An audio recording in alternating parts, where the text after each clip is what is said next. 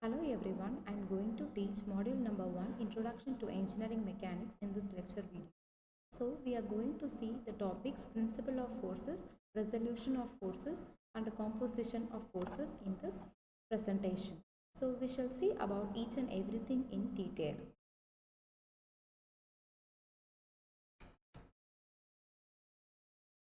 The first one is there are three principles of forces. The first one is the principle of law of transmissibility of forces, principle of superposition of forces, and the principle of physical independence of the force. So now we are going to see one by one in this presentation. The first one is principle or law of transmissibility of forces.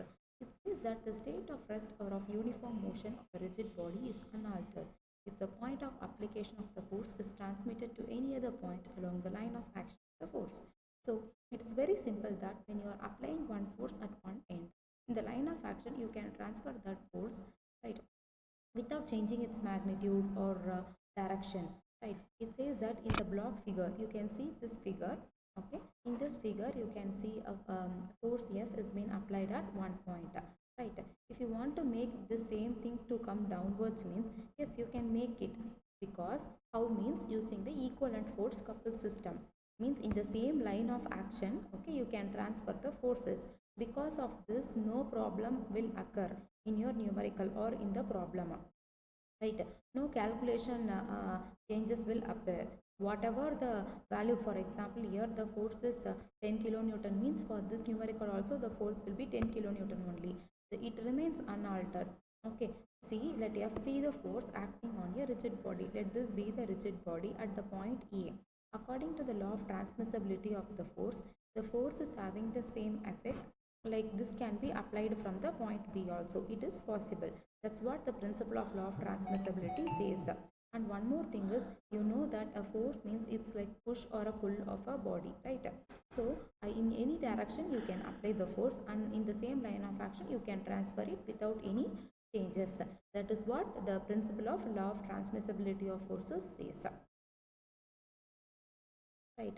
So the second one is law of superposition.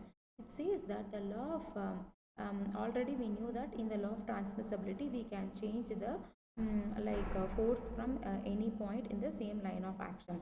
But in the law of superposition, what does it says means, the action of the forces in the rigid body is not changed by adding or subtracting another system of forces in the body.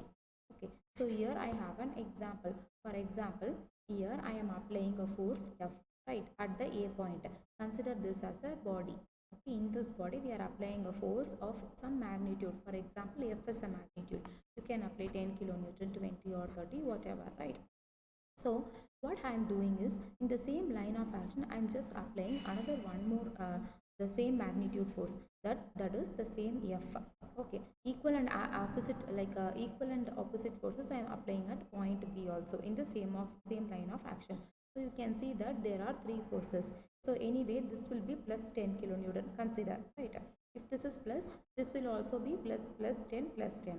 Okay, so what happens over here, this F and this F is, since it's in opposite direction, it will tends to be negative. It will go off. Only this particular F will remain the same, right. So this is by adding or subtracting some other forces in the body, like your same system will not be changing, right. That's what the law of superposition says. Okay, so it says that the action of given system of forces on the rigid body is not altered by adding or subtracting another system of forces in the equilibrium. Okay, so you can add and one more thing is, in the principle of physical independence of the force, the force see, every force will be having its own magnitude, direction, point of application, right. So each force is having some individuality, so one force is not altered by some other force. So that's what the physical independence of force also says. So in the law of transmissibility says that in the same line of action you can transfer the forces without changing the um, without changing any difference in answers, without you will not get any difference in answers. In the same line of action you can transfer the force. When coming to a superposition, you can add or subtract any other of force in the same line of action. Okay, and one more thing, this Physical independence says that like each force is having its own individuality and it will not be altered by adding some other force or in the system, right?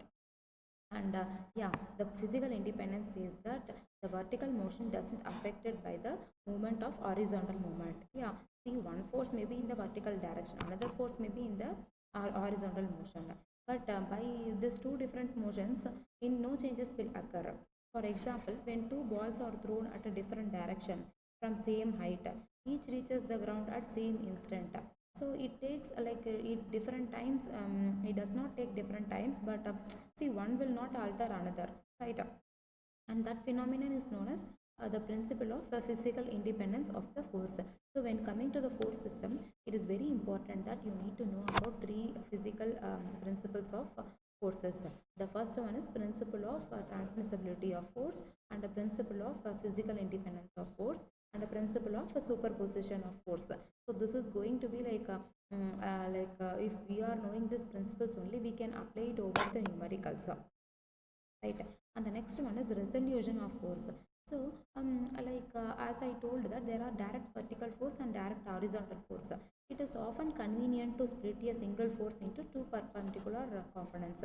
So here you can see there is two axes, x axis and y axis, and there is a force F, right? And it is with respect to theta. Okay, so here you cannot consider this force as neither a horizontal force or a vertical force, right? So what we have to do means we need to segregate into x component to y component. Okay, x component f of h, y component f of v, or you can say fx, fy. It's up to you. And x component is f of h and y component is f of, so so always x component means f cos theta, y component means f sin theta. How it's coming means, see, consider this as a rectangle. Okay, if you consider this as a rectangle A B C D, so just take sin theta. What is sin theta? Opposite side, that is BC by DB. BC by DB, right? BC by DB, that is opposite side by hypotenuse. So opposite side is nothing but DA. Okay, because it's the same height, right? This is parallel to each other. So DA. So DA by DB. DA by DB. That is FV by F. FV by F. Right. So therefore, what will be the FV? F sin theta. So same way it's as written. And again cos theta. Cos theta means the adjacent side, that is DC divided by DB. DC we already know that FH. DB is F. So therefore you will get FH as F cos theta. So this is how you are getting the resolution of forces. So it is a common one, and hereafter for the upcoming numericals also we will go for x as a cos theta and y as a sin theta, and the angle is taken with respect to theta, that is x axis, right? And one more thing is composition of forces. Now we are going to see composition of forces. So see, if you take any one system, that system will be having so many forces. So it is not possible to take every force for the calculation. So what you have to do means you need to make it into a one single force. So how you will make that single force, the effect should not be considered. See, that effect should not be changed. See, you are applying F1, F2, F3, three different magnitude means you will be getting one resultant at the end. That resultant also should produce the same effect as that of this individual forces, right? So the process of finding out the resultant force is called the composition of forces. Okay, so here my thing is like I have given one small example for it. Yeah, see this block, this truck. This truck is having 60 Newton force and 30 Newton force, two different magnitude. Okay, if you want the resultant of this one, 60 plus 30 is 90 Newton. So the direction will be right side, right? So when you come to second truck, you can see that two different opposite forces are there, 10 Newton force and 30 Newton force, right? So if you want the summation, if you want the resultant means how it will be 30 minus 10, and in the direction of the result, the larger magnitude, the resultant will fall, right? So it will fall in right side, right? So this is how you need to make by adding or subtracting the whole system of forces and making it into a single resultant force. It will not affect the entire system. That's what the composition of force is saying. Okay, so this is nothing but the finding of resultant force. Okay, here I have a small example. I have a small example for equivalent system. That is, here I have a beam. In this beam, you have 150 Newton force, 600 Newton, 100 Newton, 250 Newton force. So how to write resultant for this means taking as per the graph. Sign you are taking top upwards positive, downwards negative, right side positive, left side negative. Okay, so here it is facing the positive direction plus 150. It is facing negative direction, that is downward direction, minus 600. And again 100 is in the positive direction, 250 is in the negative direction. So together you are getting resultant as 600 Newton. And it is coming in negative. Negative means in the graph the downward side will be like facing downward is negative, right? So with respect to the graph, plot the resultant force in the mid of the beam. Okay, and this RD is nothing but the moment of resultant force, R into D. See, from A, if you are taking moment is nothing but force into distance, right? Clockwise is positive, anti-clockwise is negative. We are taking with respect to that. So from A, if you are taking moment for this beam, R into D, you will get one side. Okay, okay, you see this particular beam. So here at any point, if you are taking moment, the forces at that point will become zero, right? Isn't it? So what you have to do means 600 into 1.6 meter plus 100 into 1.2 meter plus 250 into this total length, that is 1.6 4.8 meter. If you do that, you will get the D as 3.13 meter. Okay, so this is how you need to find this is called the equivalent system. Okay, the next one is, as I said, the resolution. So there is an example for it, how the vertical influence happens, horizontal influence happens, and vertical is x component, y component, how we are finding, right?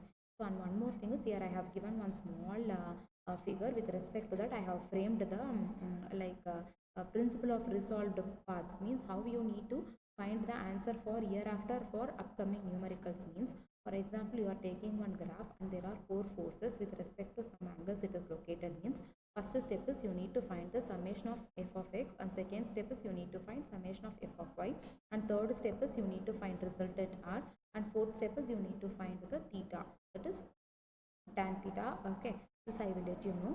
See, here you need to resolve it into immediate x-axis and immediate y-axis.